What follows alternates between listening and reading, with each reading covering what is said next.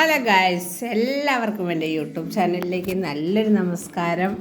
പിന്നെ ഇന്ന് ഞാൻ ഒരുപാട് ദിവസമായി ലൈവ് വന്നിട്ട്, കാരണം ഒറ്റക്കൊമ്പൻ എന്ന സിനിമയുടെ ഷൂട്ട്, അതുപോലെ തന്നെ ദൃശ്യത്തിൻ്റെ ഷൂട്ടിൽ പോയി കുറച്ച് ദിവസം. അതുപോലെ പൃഥ്വിരാജിൻ്റെ പുതിയ മൂവിയായ സന്തോഷ് ട്രോഫി വൈക്കത്ത് നടക്കുന്ന അതിലൊരു 3 ദിവസം പോയി. അങ്ങനെ ഓരോ ദിവസവും അതിൻ്റേതായ തിരക്കുകളായിരുന്നു. സത്യം പറഞ്ഞാൽ ഈ സപ്പോർട്ടിംഗ് ആർട്ടിസ്റ്റായിട്ട് പോകുന്ന നമ്മളെ അവർ വെറും അടിമകളാക്കി ജോലി ചെയ്യിക്കുകയാണ് ഗൈസ്. നമ്മൾ ഒരിക്കലും എന്താ പറയുക, അധികം ക്രൗഡ് വർക്കിന് പോവാതിരിക്കുന്നതാണ് നമ്മുടെ ഹെൽത്തിന് ഏറ്റവും നല്ലതെന്ന് എനിക്ക് തോന്നുന്നത്. കാരണം നമുക്ക് കിട്ടുന്ന പൈസ എന്ന് പറഞ്ഞാൽ 1800 രൂപയോളം നമുക്ക് അവർ തരുന്നുണ്ട്.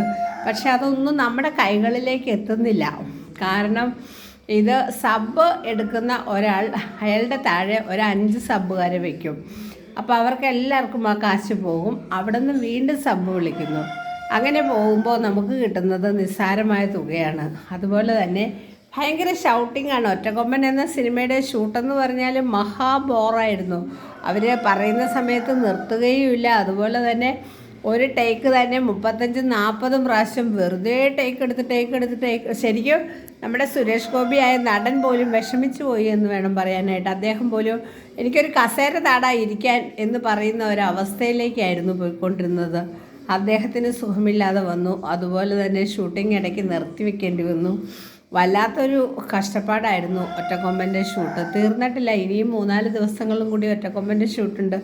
എന്തായാലും എനിക്ക് സുഖമില്ലാതായി. അങ്ങനെ വീട്ടിലിരുന്നപ്പോഴാണ് ഞാൻ നിങ്ങൾക്കായിട്ട് ഷെയർ ചെയ്യാമെന്ന് വിചാരിച്ചത്.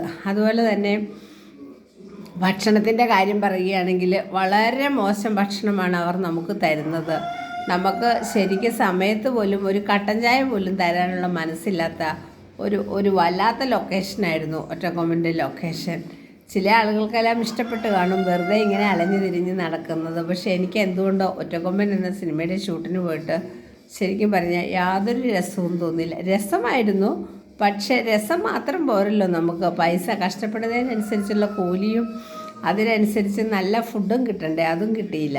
അതുപോലെ വല്ലാത്തൊരു അന്തരീക്ഷത്തിലായിരുന്നു, വല്ലാത്ത പൊടിയുള്ള ഒരു അന്തരീക്ഷത്തിൽ വെച്ചാണ് നമുക്ക് ഫുഡെല്ലാം തന്നത്. അപ്പോൾ ഇതെല്ലാം നിങ്ങൾ അറിയണം. എന്നെപ്പോലെ ഒരുപാട് സപ്പോർട്ടിങ് ആർട്ടിസ്റ്റുകളായ ആളുകളും ഇത് കാണുന്നുണ്ട്. ഇതിനെതിരെയെല്ലാം നമ്മളെല്ലാവരും ഒന്ന് പ്രതികരിക്കുക എന്ന് ഉദ്ദേശിച്ചത്. നമ്മൾ പ്രതികരിച്ചിട്ട് കാര്യമൊന്നുമില്ല. നമ്മൾ അങ്ങനെയുള്ള ക്രൗഡ് വർക്കിന് അധികം ആളുകളും പോവാതിരിക്കുമ്പോഴാണ് ഈ കോർഡിനേറ്റർമാർക്ക് നമ്മളിൽ നിന്ന് പൈസ കിട്ടാതെ വരുമ്പോൾ അവർ നമ്മൾ ചോദിക്കും എന്താ വരാത്തതെന്ന്. അപ്പോൾ ഇന്നപോലെ കാരണങ്ങൾ പറയുക, അല്ലാതെ വിളിക്കുമ്പോഴേ ഓടിപ്പോവാതെ ഇരിക്കുക എന്നത് മാത്രമാണ് ഒരു സൊല്യൂഷൻ. അല്ലാതെ നമ്മളൊരാൾ പോവാതെ ഇരുന്നത് കൊണ്ട് ഷൂട്ടിംഗ് ഒരിക്കലും മുടക്കി വയ്ക്കുകയില്ല. നമ്മളൊരാൾ പോയില്ലെങ്കിൽ 9000 പേര് പോകാനായിട്ട് ഉണ്ട്. അപ്പോൾ ഇതൊക്കെ ഞാൻ നിങ്ങളോട് എൻ്റെ ഒരു അറിവിൻ്റെ കാര്യം നിങ്ങളോട് ഷെയർ ചെയ്തു എന്ന് മാത്രമേ ഉള്ളൂ. ഇഷ്ടമുള്ളവർ അത് ആക്സെപ്റ്റ് ചെയ്യുക, ഇഷ്ടമില്ലാത്തവർ അത് റിജക്റ്റ് ചെയ്യുക. പിന്നെ വേറെ എന്തൊക്കെയുണ്ട് വിശേഷം? പിന്നെ എൻ്റെ യൂട്യൂബ് സബ്സ്ക്രൈബ് ചെയ്യുകയും കാണുകയും ചെയ്ത എല്ലാവർക്കും 1000 നന്ദി ഞാൻ അറിയിക്കുകയാണ്. 951 ആയി. ഇനി ഒരു 50 സബ്സ്ക്രൈബറും കൂടി എനിക്ക് വേണം. എല്ലാവരും ലൈക്ക് ചെയ്യണം, കമൻറ്റ് ചെയ്യണം, ഷെയർ ചെയ്യണം. Okay guys, by.